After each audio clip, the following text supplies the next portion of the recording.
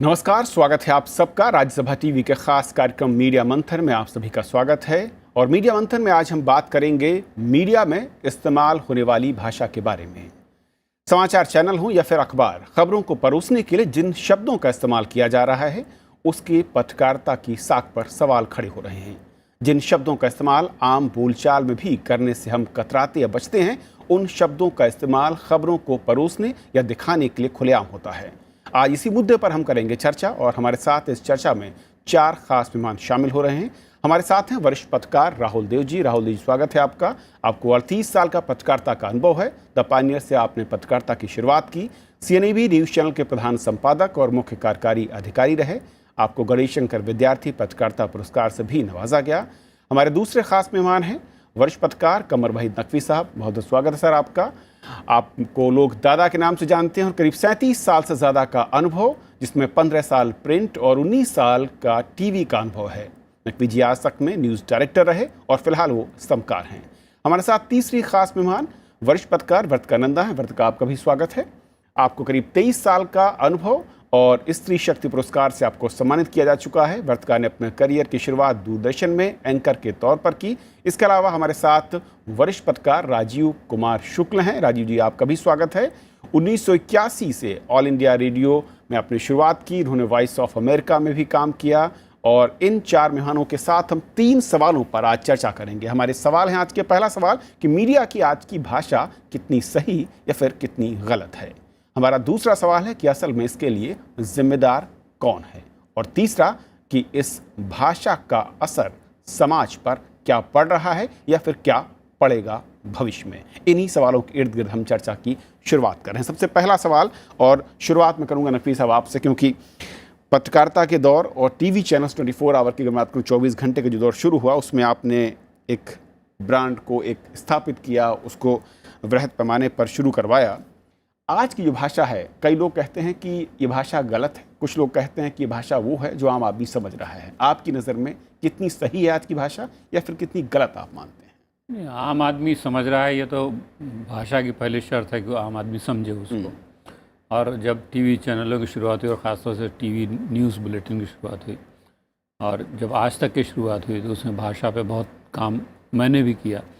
और ये ख़ास मकसद था कि भाषा को आम लोगों तक पहुंचाया जाए। लेकिन आम लोगों तक जाने वाली भाषा हमेशा सस्ती भाषा हो, ये नहीं होता। भाषा सरल होनी चाहिए और आसान होनी चाहिए। तो आसान होना और सरल होना और सस्ता होना, घटिया होना, बाजारू होना और फुटपाथी भाषा होना, दोनों में बहुत फ़र्क है।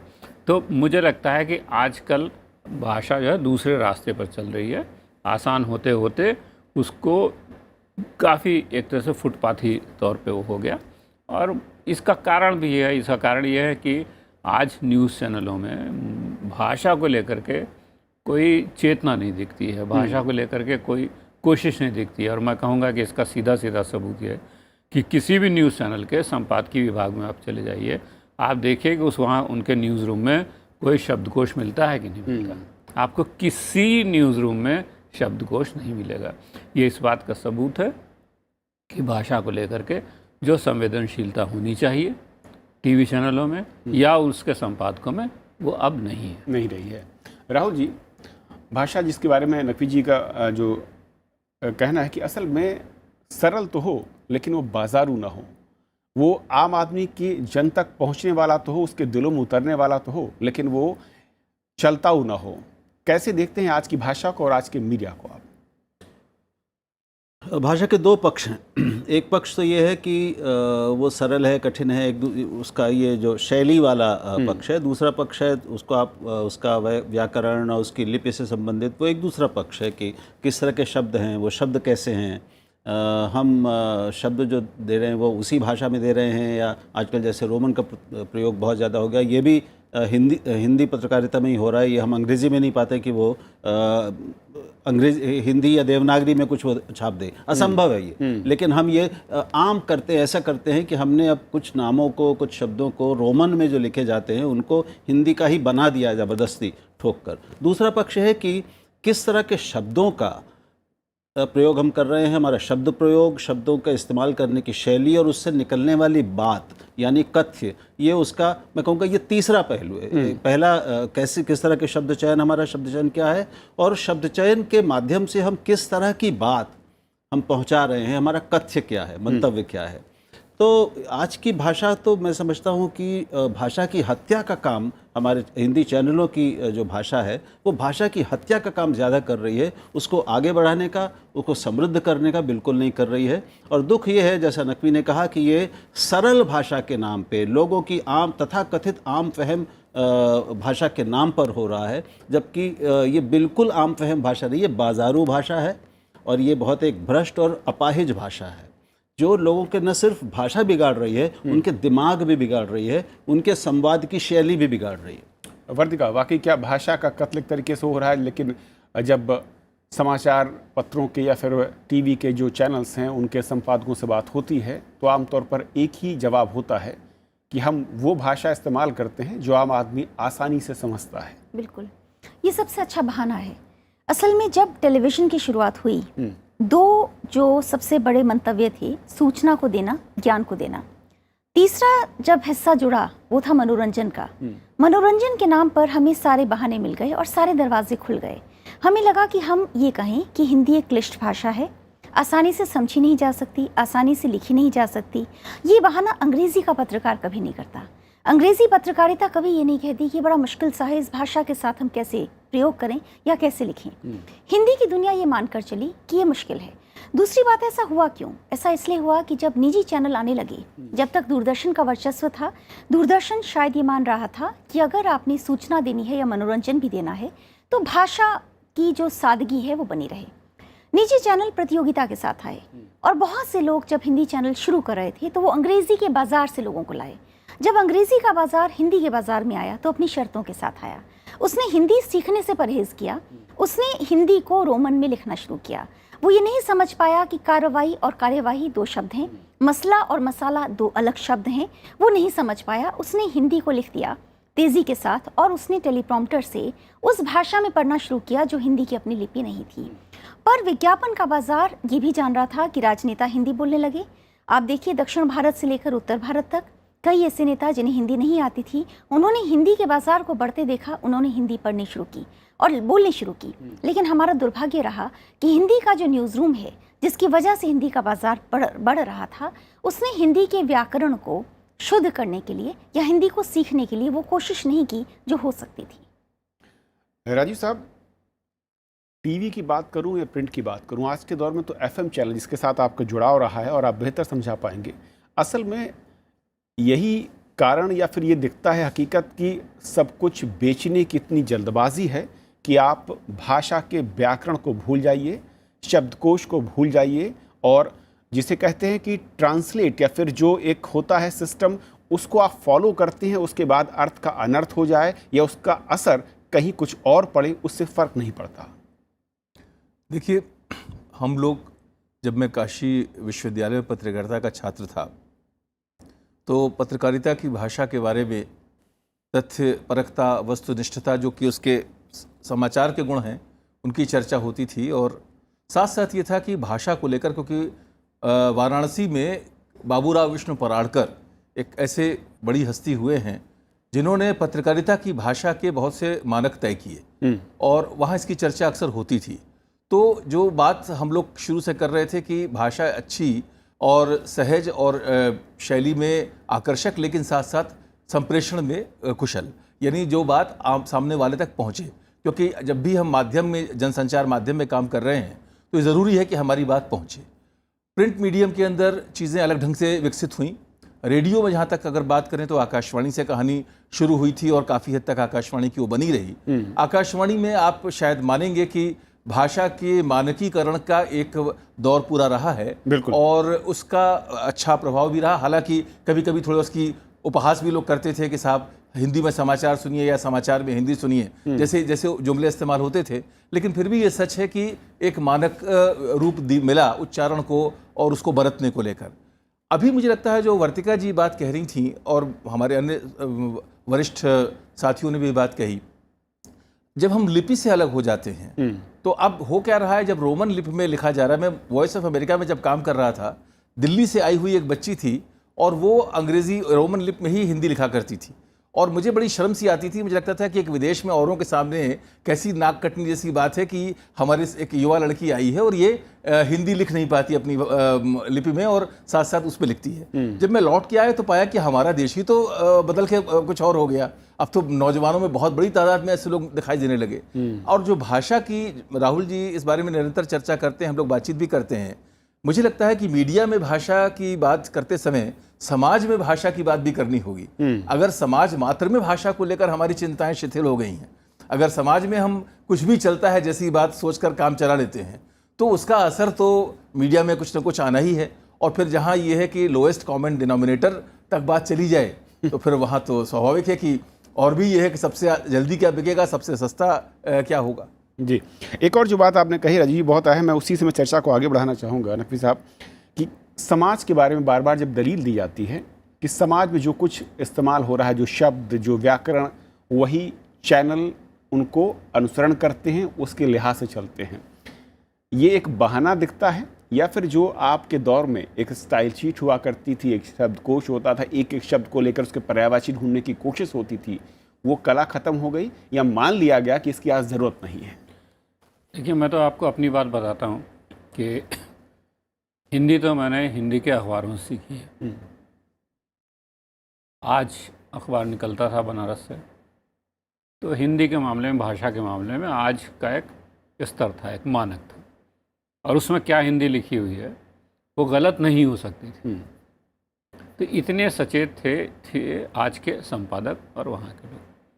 तो भाषा सिखाने में और भाषा को आगे बढ़ाने में अखबारों का और मीडिया का की बड़ी भूमिका है। बच्चे कहाँ से भाषा सीखेंगे? नई भाषा अखबारों से सीखते हैं, मीडिया सीखते हैं। वहाँ जो भाषा इस्तेमाल होती है वो भाषा वो फिर आगे बढ़ाते हैं। तो इसलिए मुझे लगता है कि इसमें मीडिया की, अखबारों की, टीवी चैनलों की, सबकी बड़ी जिम्मेदारी है कि वो अपनी भाषा को संभाल के रखें और भाषा को लेकर के सावधान रहें। और जैसा कि अभी आपने कहा कि स्टाइल शीट होती थी, हाँ स्टाइल शीट होती थी। 1 से लेकर 99 तक की गिनती कैसे लिखी जाएगी, इसकी एक बनी सूची थी। देश के जितने बड़े शहर हैं, ज़िले हैं, कस्बे हैं, उनके नाम कैसे लिखे जाएंगे, उसकी एक सूची बनी होती थी। और शब्दों पर एक होता था कि इस तरह से शब्दों का इस्तेमाल कीजिए, इस तरह से शीर्षक लगाइए, इस तरह से कापी लिखिए, ये ऐसा व्याकरण होना चाहिए। क्योंकि हमको ये मालूम था कि जो हम लिख रहे हैं या जो हम टीवी चैनलों पर दिखा रहे हैं, समाज उससे सीखेगा। तो मुझे लगता है कि मतलब समाज से लोग आते हैं और वो समाज का असर लेके आते हैं, लेकिन मुझे लगता है कि ज़्यादा जिम्मेदारी पत्रकारों की, संपादकों की है कि नहीं वो समाज को दें, ना कि समाज से लें।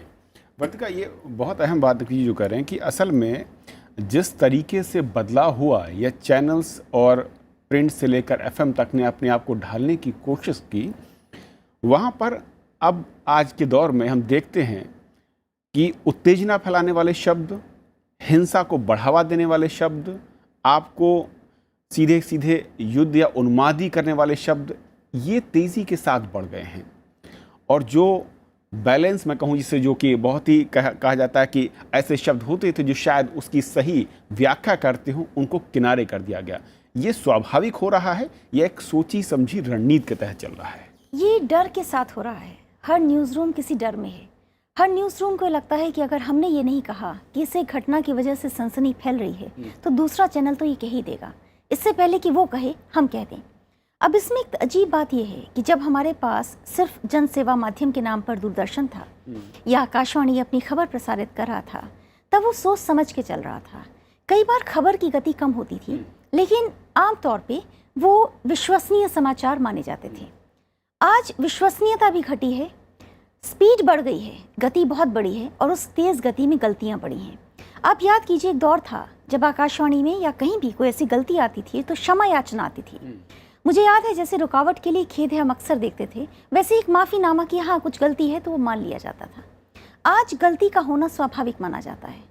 कोई चैनल आसानी से सामने आकर ये नहीं कहता कि कल हमने ये शब्द या आज हमने इस बुलेटिन में ये शब्द, ये वाक्य या ये जो हमने कहने का प्रयास किया वो भाव गलत था, क्योंकि ये माना जा रहा है कि इस तेज़ गति में लोग भूल जाएंगे। ऐसा होता नहीं, क्योंकि दर्शक देख रहा है और दर्शक अब बहुत चौकन्ना है और दर्शक के पास बहुत से विकल्प हैं। पहली बात तो ये लगती है। दूसरी बात यह कि इस डर और इस प्रतियोगिता के बीच में हम ये मानते हैं कि न्यूज़ रूम का काम है कहानी को बताना। हम एक स्टोरी टेलर हैं, हम खबरों के कथक, एक कथावाचक हैं। कथा बताते हुए अगर भाषा में संयम कहीं हट भी गया तो कोई बात नहीं, क्योंकि अंततः आप एक खबर के ज़रिए आप उस बाज़ार को चौंकाने की कोशिश कर रहे हैं, जिसकी वजह से आपके पास बाज़ार चल कर आएगा, यानी कि विज्ञापन आएगा। तो वो जो चेतना है और वो जो एक तरह की जो एक स्वाभाविक गंभीरता होनी चाहिए, उसके घटने की वजह से मैं समझती हूँ कि भाषा की हड़बड़ाहट हम सब के लिए बड़े चिंता का विषय है। लेकिन यहाँ एक और बात है, जैसे अभी नकवी साहब ने कहा, ये बात सही है, स्टाइल शीट नहीं होती, लेकिन ये भी बात है कि एक और अगर आप ऑब्जर्व करें, किसी भी न्यूज़ रूम में अब कोई पुस्तकालय भी नहीं होता, कहीं किताबें नहीं पढ़ी होती, कहीं कोई आपको 5 किताब भी नहीं दिख जाएगी जो कि पत्रकारिता से संबंधित हो। तो हम ना पढ़ना चाहते हैं, ना हम कुछ समय बिताना चाहते हैं उस भाषा के साथ जिस भाषा के ज़रिए हम एक बड़े मंच पर जा रहे हैं। और जो आते भी हैं नौकरी के लिए, उनको हम इस आधार पर आंकते हैं कि वो कहाँ से पढ़ कर आए, 5Ws 1H को जानते हैं या नहीं जानते हैं, और वो खबर को तुरंत लपक पाएंगे कि नहीं। उनके चयन का आधार भाषा होता ही नहीं है। राहुल जी, एक बड़ा दुखद पहलू, और कई मैं जो तमाम साइट्स वहाँ पर देख भी रहा था, लोगों ने लिखा कि असल में कुछ तो ऐसे शब्द विन्यास और कुछ ऐसे पूरे के पूरे जो मैं कहूँ कि वाक्य थे, उनका अर्थ ही बदल दिया गया, उनको इस तरीके से इस्तेमाल किए जाने लगा कि उनका जो असर है वो बहुत नकारात्मक होने लगा है। कई सारे सिंबल जो हम यूज़ करते हैं, इस्तेमाल करते हैं भाषा के तौर पर, उनका भी इस्तेमाल अपने तरीके से, अपनी सहूलियत के लिहाज से किया गया। यानी क्या पूरी तरीके से जो आज के दौर की पत्रकारिता की भाषा है, वो व्याकरण की पूरी जो एक नींव थी उसको हिला रही है? क्या भाषा के जो आपने कहा कि हत्या की कगार तक पहुंचाने की जो कोशिश है वो पूरी तरीके से दिखती, तो फिर जिम्मेदारी है किसकी है? पहली बात तो ये कि नकवी ने जैसा कहा कि हमारे संपादकों ने, टीवी के हों या अखबारों के हों, उन्होंने ये मानने से ही अब इनकार कर दिया है कि पत्रकारिता की भूमिका हर माध्यम में लोक शिक्षक की होती है। वो अपने को शिक्षक की भूमिका में मानने को तैयार ही नहीं है। इसकी नैतिक जिम्मेदारियों को वो स्वीकार नहीं करना चाहते, लेकिन मजबूरी ये है कि वो स्वीकार करें या न करें, लेकिन वो भूमिका मीडिया निभाता है, उससे वो बच ही नहीं सकता, क्योंकि उसकी प्रकृति ऐसी है। इसलिए भाषा और तमाम बहुत सारे गंभीर पक्ष हैं पत्रकारिता के, भाषा के, उसमें भाषा जिसमें एक चीज़ है, उसके प्रति भी कोई नैतिक और बौद्धिक जिम्मेदारी, सामाजिक जिम्मेदारी मानने को वो स्वीकार तैयार नहीं है। बात केवल चिन्हों के दुरुपयोग की या शब्दों के दुरुपयोग की नहीं है कि मैं कथ्य पे अब आता हूँ। भारतीय सेना इस नाग के फल को कुचल डालो, ठोक दो, मार डालो, आग लगा दो, ये क्या किसी अखबार की भाषा है? ये उकसाने वाली भाषा, ये खास उन्माद, आपने खुद कहा, पैदा करने वाली भाषा, ये हिंसा जगाने वाली भाषा और ये प्रतिहिंसा जगाने वाली भाषा है। ये समाचार की, विमर्श की भाषा नहीं है। ये तो अपराध है भाषा के साथ, और पत्रकारिता के साथ अपराध है कि कोई भी पत्रकारिता का मंच इस तरह की भाषा का इस्तेमाल करे। तो ये शब्दों का दुरुपयोग है, ये लोगों की भावनाओं को भड़काने और उनको दोहने की कोशिश करने का ये अपराध हैं। इसके और अलावा कोई शब्द नहीं है, और इस अपराध की कोई सज़ा नहीं मिल रही है। सज़ा होनी चाहिए, ये हमारे लिए एक चुनौती है, क्योंकि बिना डर के ये लोग समझने वाले नहीं हैं। ये दूसरी भाषाओं को देखिए आप जिन्हें हम विकसित टीवी बाजार कहेंगे, आप अंग्रेज़ी को ले लीजिए, आप BBC ले लीजिए, CNN ले लीजिए, फॉक्स ले लीजिए, किसी को ले लीजिए, वहाँ पर आपको ये अनर्गल, ये अराजकता भाषा की नहीं दिखेगी।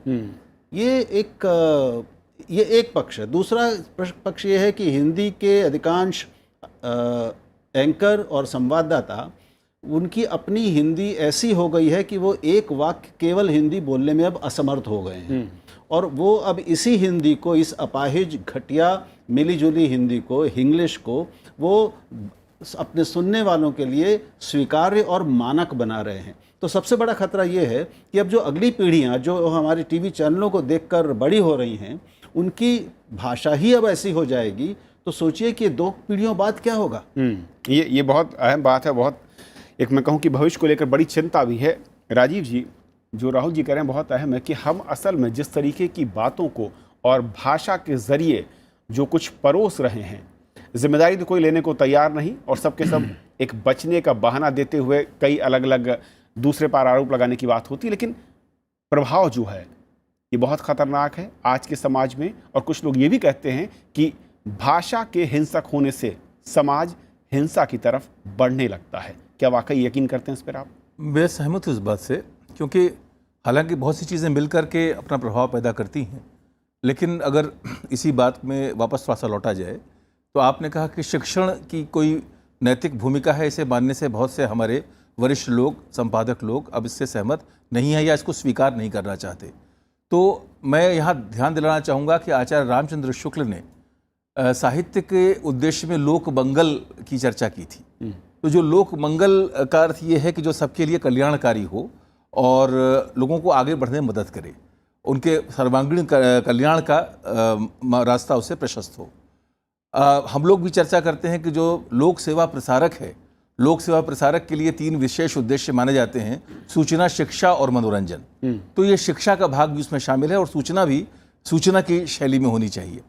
दरअसल बात घूम फिर कर वहीं आती है कि एक समाज के रूप में हम उपयोगितावादी भाषा, व्यावसायिकता में पूरी तरह से फंसी हुई भाषा को एक आदरणीय मूल्य के रूप में स्वीकार कर रहे हैं, या हम अच्छी भाषा लिखना और बोलना, जो कि हमारे बचपन में कभी हमने इसको देखा था, चाहे हमारे माता पिता हों जिनका खुद ज्ञान, कुछ के माता पिता बहुत पढ़े लिखे होते थे, उस ज़माने में बहुत के माता पिता पढ़े लिखे नहीं भी होते थे, लेकिन बच्चे अच्छी तरह से पढ़ें लिखें, और उस अच्छे पढ़े लिखे होने का एक मतलब, कहते कितने सारे मुहावरे हैं कि जब आदमी मुंह खोलता है तो उसकी असलियत खुल जाती है। बिल्कुल। वो कैसा, तो उसका अर्थ ये होता था कि वो कैसी भाषा का इस्तेमाल करता है, उसके अंदर कैसा संयत भाव है, कितना ज्ञान है, कितना विचार है।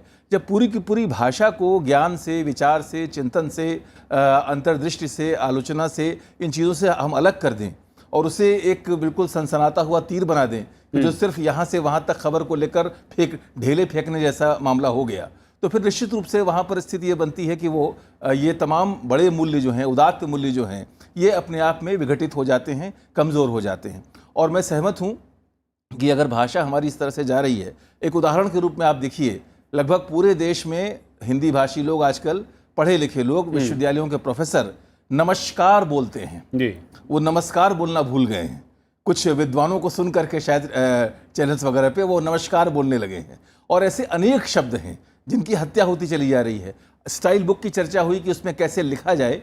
BBC, voice of America, Akashvani में भी ये होता है या होता था काफ़ी हद तक कि बोलना कैसे है। अब आप देखें कि चूंकि अब अंग्रेजी में लिखा जा रहा है तो मंडला जो है उसको अब मांडला सुनने को मिलता है, क्योंकि वो MANDLA है, और जिस बच्चे को नहीं पता कि ये है क्या, वो उसको मंडला न बोल के मांडला बोलता है। ऐसे तमाम शब्दों का, तमाम नामों का, तमाम जगहों का, सबका सब जो है रूप विरूपित हो रहा है। तो निश्चित रूप से, और हिंसा की बात जो राहुल जी ने कही बिल्कुल सही है, क्योंकि जब विचार शून्यता की स्थिति है, डंबिंग डाउन इसे हम कहते हैं, और लोगों के अंदर एक तरह का उन्माद, वो उन्माद बेसिकली ये हो सकता है कि आप खरीदवाना चाहते हैं, बिल्कुल, आप चीज़ों को बेचना चाहते हैं, और उसी, लेकिन वो उन्माद जब पैदा होता है तो वो अपना और तरह के उन्माद ही पैदा करता जाता है। जी, वक्त का दूसरा, लेकिन मैं छोटा सी रिएक्शन चाहूँगा नकवी साहब आपका भी और उसका राहुल जी। असल में बार बार जब बात आती है बाजार बेचना है, क्या क्या हम उस सामान को बेचने के लिए दांव पर लगाने को तैयार हैं?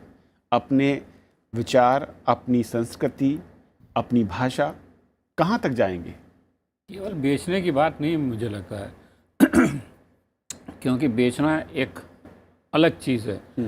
यहाँ पर बात यह है कि हम कैसे, एक हो गया कि हम कैसे बहुत आक्रामक हो जाएं, कैसे हम बहुत एग्रेसिव दिखने लगें, क्योंकि ये कहीं से एक गलत फहमी दिमाग में है लोगों के कि जो टीवी पे आक्रामक दिखता है, काफ़ी लोग उसको देखते हैं।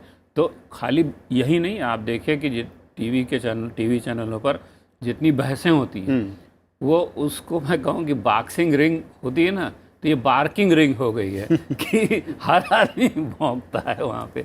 तो ये जो एक चरित्र है, ये चरित्र लोगों ने अपनाया है, तो इसमें भाषा भी इसका एक हिस्सा शिकार है, हो गई है। जहाँ पे आप सोचते हैं कि बहुत ही आक्रामक भाषा रखी जाए। सर, बहुत संक्षेप में एक आखिरी टिप्पणी आपकी, बदलाव की उम्मीद क्या करें और कैसे?